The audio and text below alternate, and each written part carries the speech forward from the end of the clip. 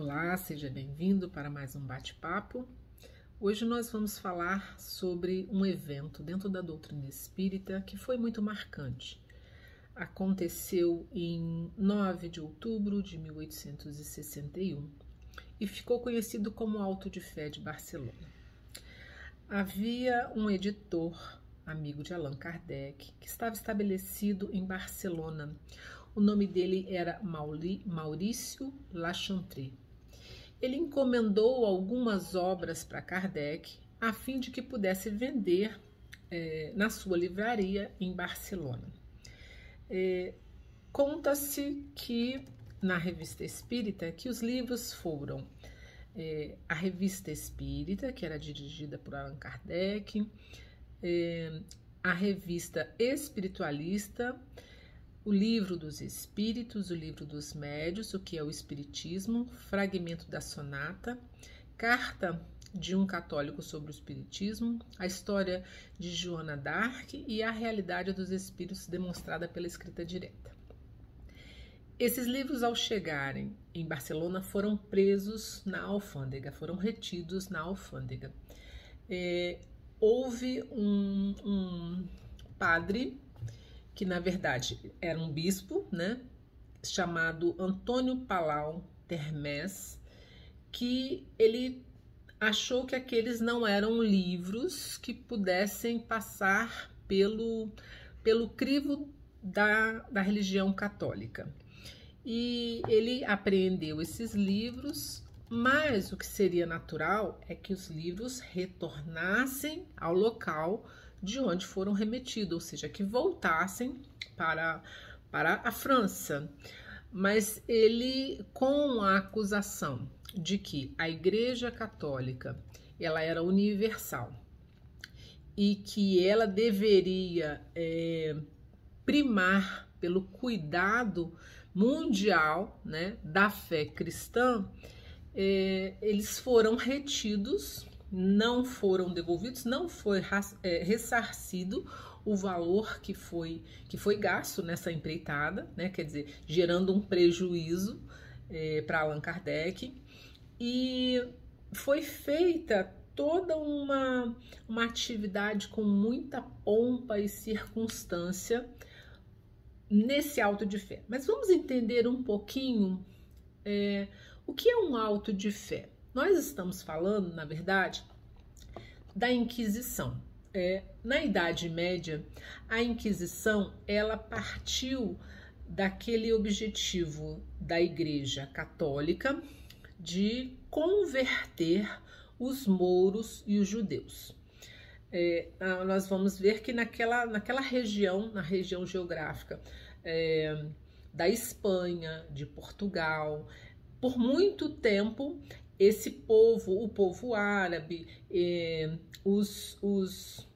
a religião judaica, ela havia se expandido, né, com as questões de dominação e ocupação daquelas regiões. E na Espanha, em 1874, em Barcelona, foi instituída uma Inquisição, né, ou Santo Ofício, que era chamado, com o objetivo de manter a ortodoxia da crença católica, né, e ao mesmo tempo existia toda uma história política por trás disso. Por quê?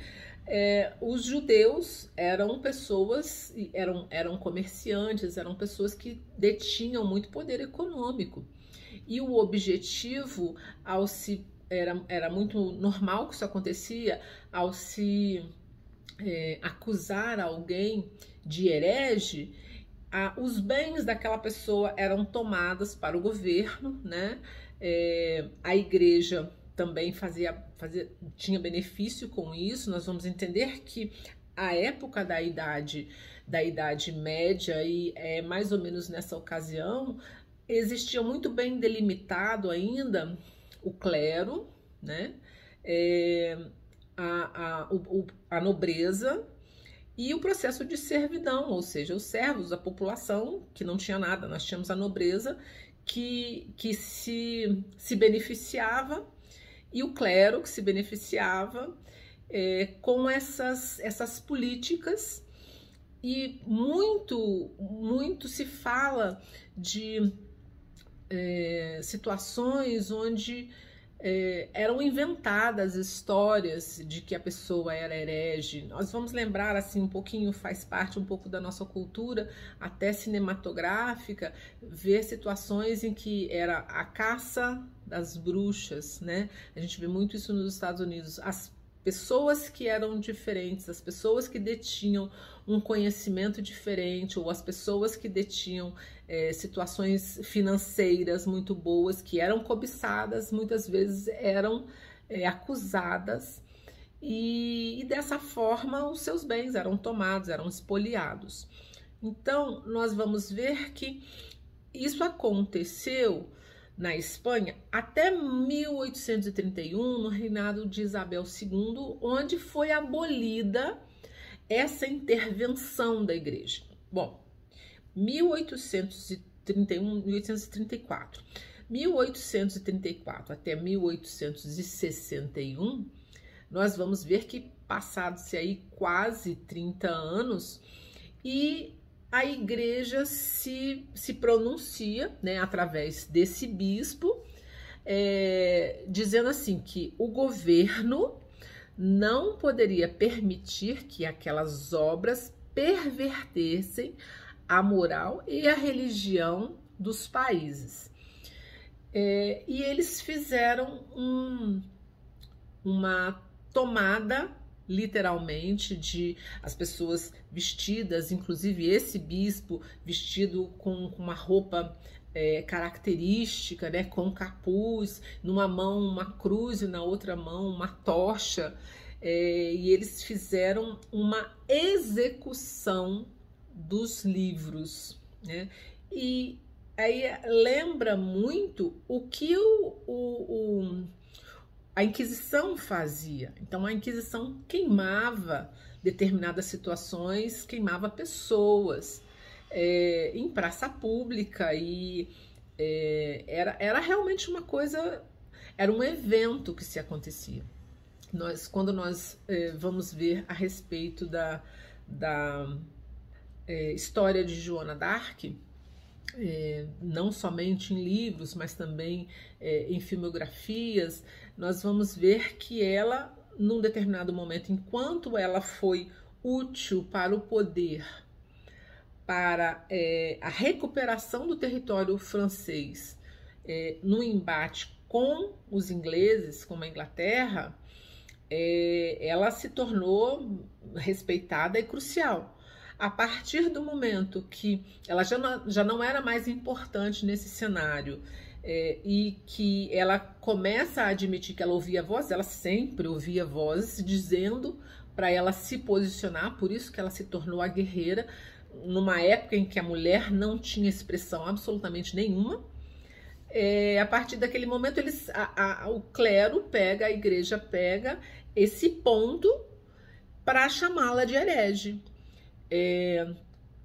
Que se a pessoa falasse ouvisse vozes, falasse com espíritos, com alguém que ninguém estava vendo, ela era herege, e ela foi queimada na fogueira como herege.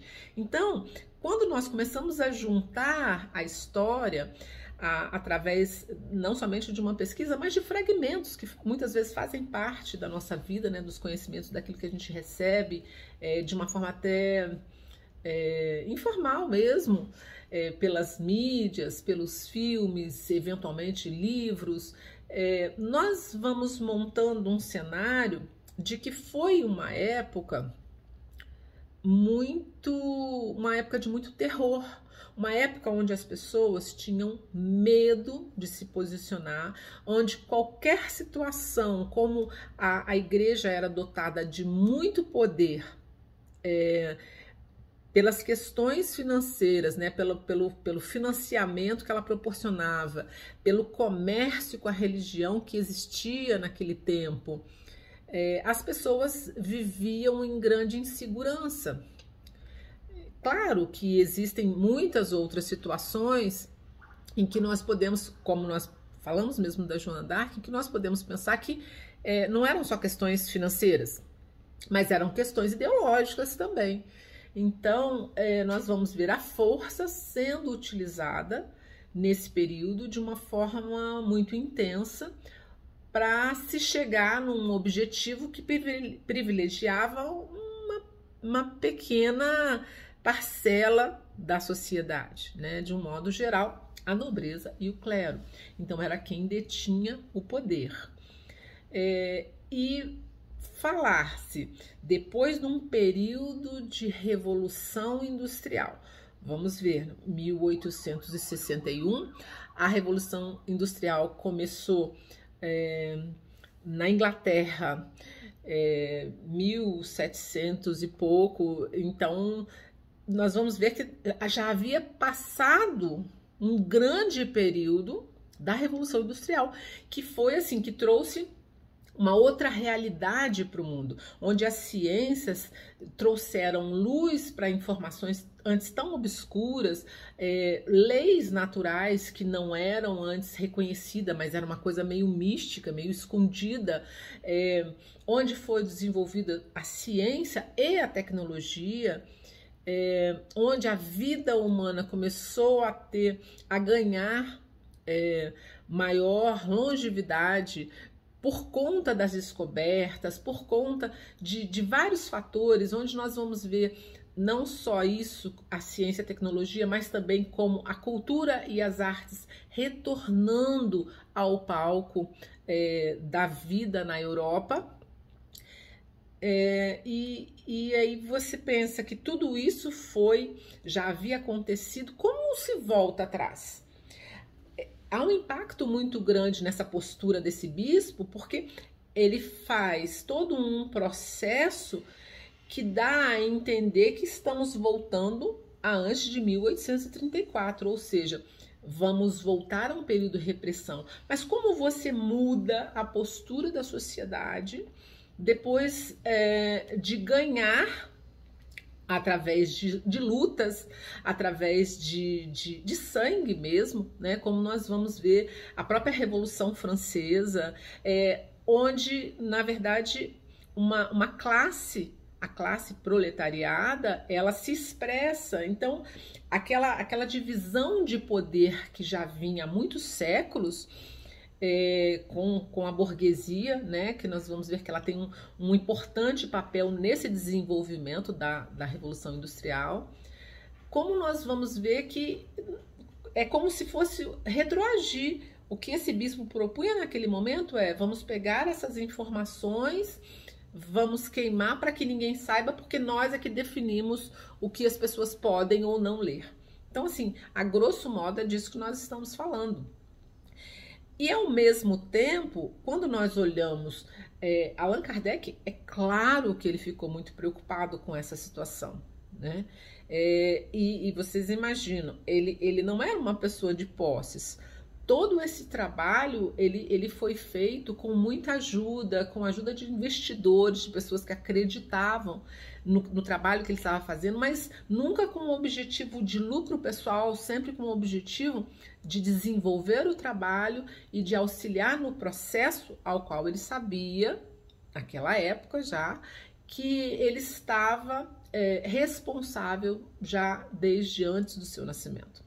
Então, esse custo era muito grande, claro que ele ficou preocupado, mas a espiritualidade alertou a ele que era importante aquele marco e que, na verdade, todo esse processo serviria para impulsionar o interesse pelos conhecimentos doutrinários, ou seja, pelos conhecimentos do que a doutrina espírita vinha trazer para toda aquela região. Então, assim, é o que a gente fala, né, comumente. Quanto mais você diz não, mais você desperta o interesse. Então, a nossa mente, ela é muito simples nesse sentido. Por exemplo, se eu viro agora para vocês e falo assim, não imagina um elefante voando. Não imagina. Para nossa mente não importa o não. o elefante está voando. Nós podemos até ter uma certa dificuldade de ver isso, né? Quando a gente é mais novo, não, mas imagina assim, não pensa num carro, não pensa num Fusca, não pensa na praia. E aí, você pensa. Então imagina, não leia esses livros. É claro que houve um interesse enorme pela leitura dos livros. E assim, o que aconteceu em si, o ato em si, onde eles fizeram toda uma atitude solene, toda na esplanada, né, chamada Cuidadela, eles fizeram uma leitura do auto de fé, ou seja, dizendo ali que aquele ato era porque aqueles livros eram considerados hereges, né, a partir da visão católica, e eles executam os livros às 10h30 da manhã, queimando os livros, e essa atitude, o povo que estava em volta estava vaiando, o povo não estava se divertindo, o povo não estava de acordo com aquilo. Por quê? Porque, gente, já tinha quase 30 anos que a Santa Inquisição estava abolida na Espanha. Então, quer dizer, como é que você agora quer voltar ao que já foi tão duro de se vencer? Né? Muitas vidas foram perdidas, muitas famílias foram desmanteladas.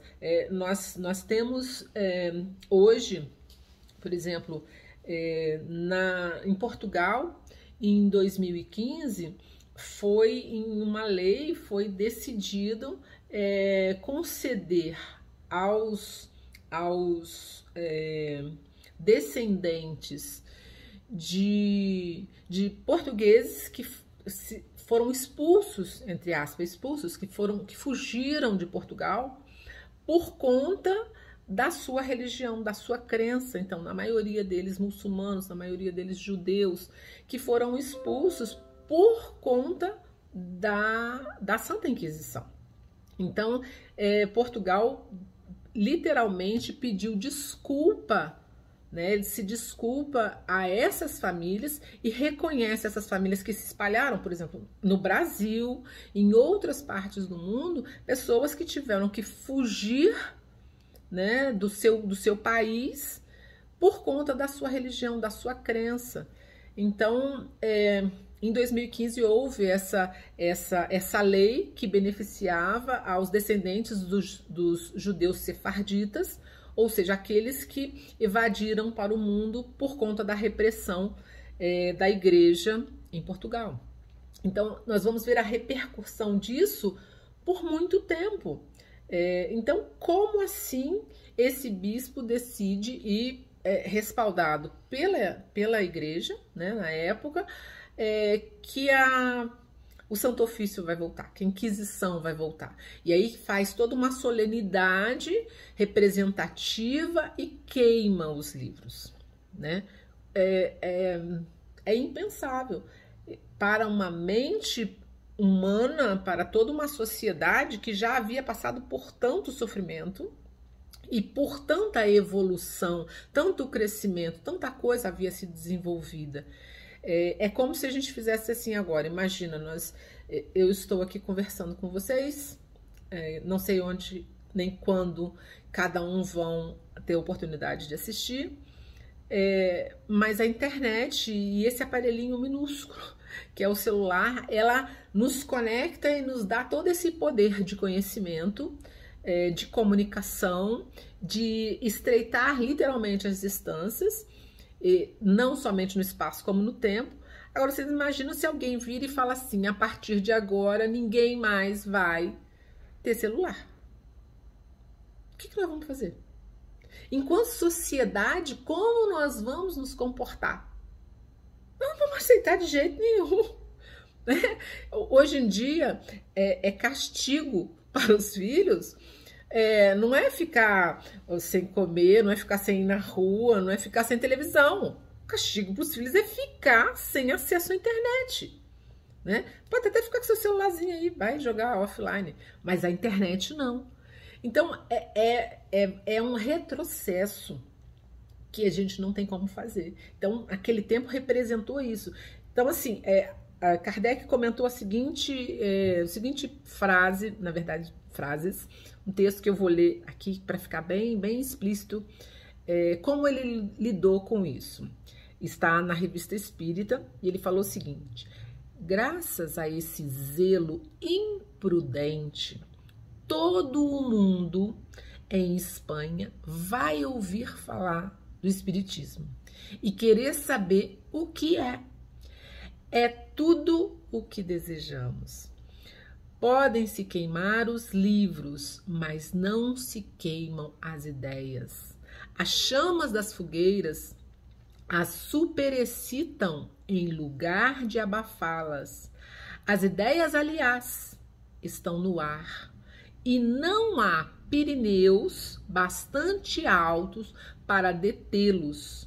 E quando uma ideia é grande e generosa, ela encontra milhares de peitos prontos para aspirá-la. Ou seja,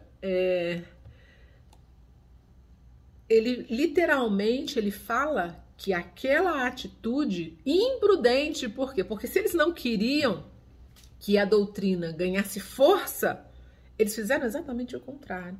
Porque depois daquela fogueira que foi montada, todo aquele espetáculo, literalmente, e as pessoas, quando eles se afastaram, né, os representantes lá do poder e da igreja, quando eles se afastaram, as pessoas começaram a tirar os livros, parte dos livros que tinham sobrado das revistas, para tentar ler, para saber o que tinha ali. E, obviamente, começou todo um processo de trazer aqueles livros para a Espanha, porque o povo ficou ávido. E assim, a imprensa, que já havia se estabelecido, veio em cima com tudo. Por quê? Porque assim, começou a espalhar, e a comunicação, gente, ela é a base da humanidade hoje. Mas a humanidade se desenvolveu mais ainda através dos meios de comunicação. Então, nós vamos pensar que um meio de comunicação, um jornal, que hoje a gente nem lê jornal, a gente só acessa pelo computador e internet, mas é um jornal que era de papel, as pessoas começaram a divulgar e todo mundo ficava sabendo e as pessoas ficavam indignadas e, acima de tudo, ficavam curiosas. Quais informações existem nesses livros, nessas revistas, que a gente não pode ler? Então, assim, é um fusca. Agora eu penso nisso o tempo todo.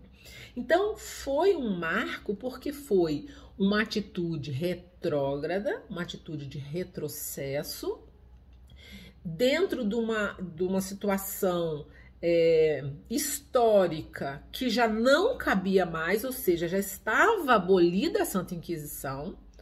Então foi uma atitude assim muito impensada, mas que ao mesmo tempo foi utilizada para impulsionar a doutrina espírita, principalmente em Barcelona. Mas é óbvio que os jornais noticiaram isso no mundo todo. Então, despertou o interesse para o espiritismo, mais ainda, então acabou sendo uma forma de divulgação da doutrina espírita. Então, por isso que para nós é uma época de relembrarmos algo que foi marcante para a história da doutrina espírita, para a história do espiritismo, não só em Barcelona, não só na Europa, mas na verdade pelo mundo.